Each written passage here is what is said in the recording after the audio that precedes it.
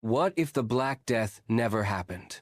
History is often defined not by what we build, but by what destroys us. In the mid-14th century, a silent killer arrived at the ports of Sicily, carried by fleas on the backs of rats. The Black Death was a cataclysm that wiped out nearly 60% of Europe's population. It was a trauma so profound it redefined the human psyche. But imagine for a moment a different world. Imagine the ships arrive, the rats scurry off, and nothing happens. No fever, no swellings, no mass graves. In this reality, the 1340s are just another decade of the Middle Ages.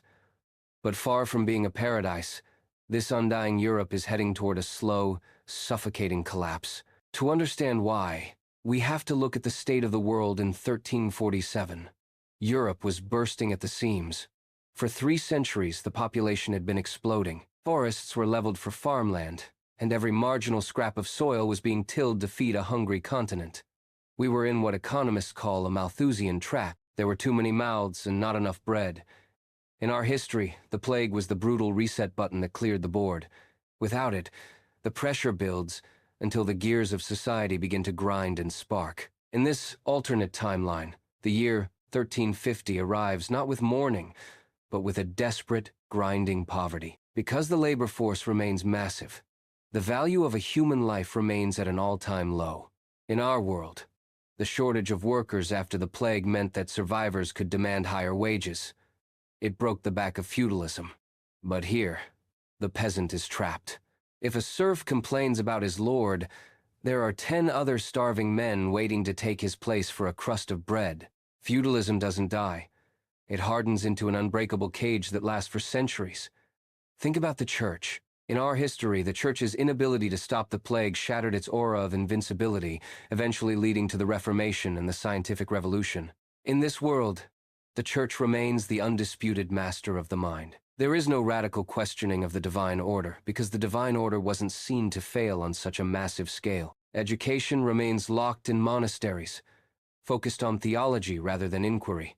The radical ideas of humanism, the belief that man is the measure of all things, struggle to take root in a world where everyone is just trying to survive the next famine. As we move into what would have been the 15th and 16th centuries, the lack of a labor crisis means there is no incentive to innovate. Why build a printing press when you have thousands of cheap scribes who need work just to stay alive? Why build a better plow when you can just throw more peasants at the field?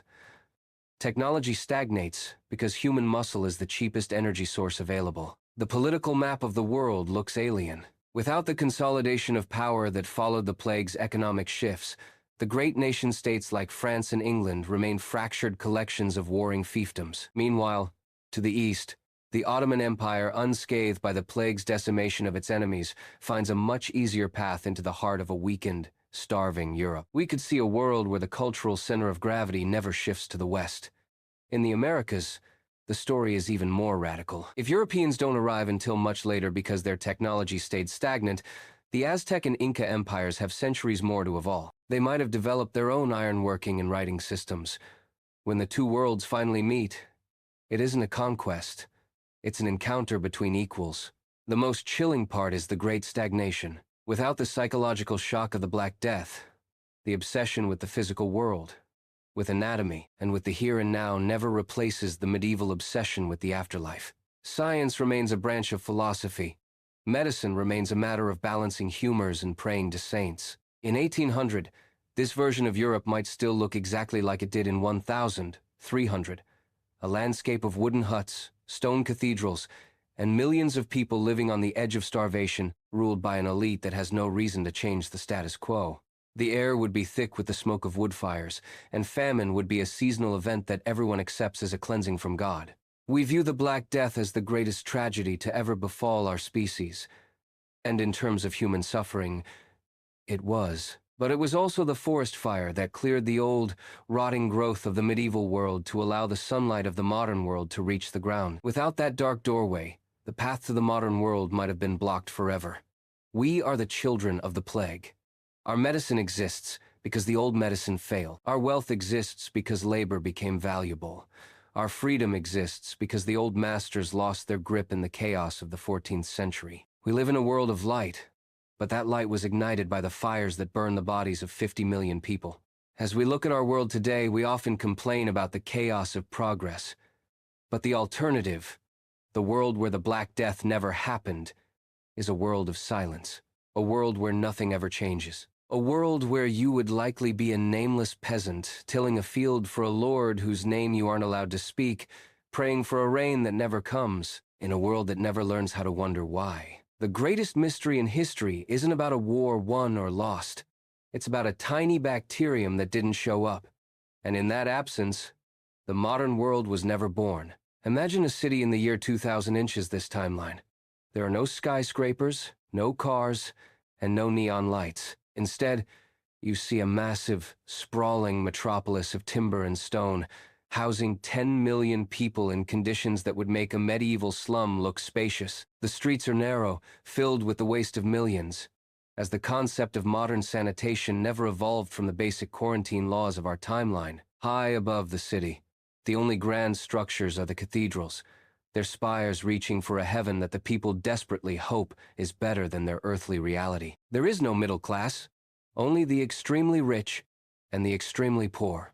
The concept of a vacation or retirement doesn't exist. You work until you die, or until you are too weak to work, at which point you rely on the charity of a church that is itself struggling to manage the sheer volume of the destitute.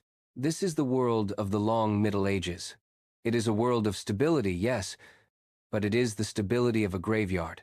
There is no social mobility. If your father was a blacksmith, you are a blacksmith.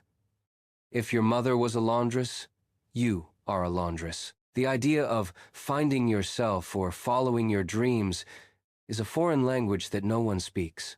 In our world, the Black Death created a labor vacuum that forced society to value the individual. It made every pair of hands precious. It forced kings to grant rights to attract workers to their lands. It forced inventors to create machines that could replace the dead. In the world without the plague, the individual is worth nothing. You are a statistic, a mouth to feed, a body to be used. The scientific stagnation is perhaps the most tragic element. In our timeline, the Renaissance led to the Enlightenment, which led to the Industrial Revolution, which led to the digital age. Each step was built on the one before it. But without the first step, the breaking of the medieval mind by the trauma of the plague, the ladder is never climbed. Physics remains based on the idea that heavy objects fall faster than light ones because Aristotle said so. Biology remains based on the idea that the heart is a furnace rather than a pump. The telescope is never invented because no one thinks to look at the stars as anything other than holes in the floor of heaven. When we look at the stars today, we see a frontier.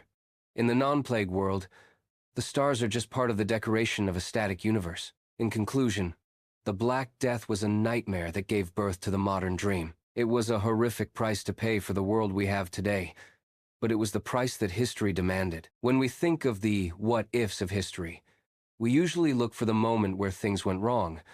But in the case of the Black Death, the moment things went right, the moment the plague failed to spread, is the moment that would have condemned humanity to 1,000 years of darkness. We are the survivors of a catastrophe, and it is that very catastrophe that gave us the world we often take for granted.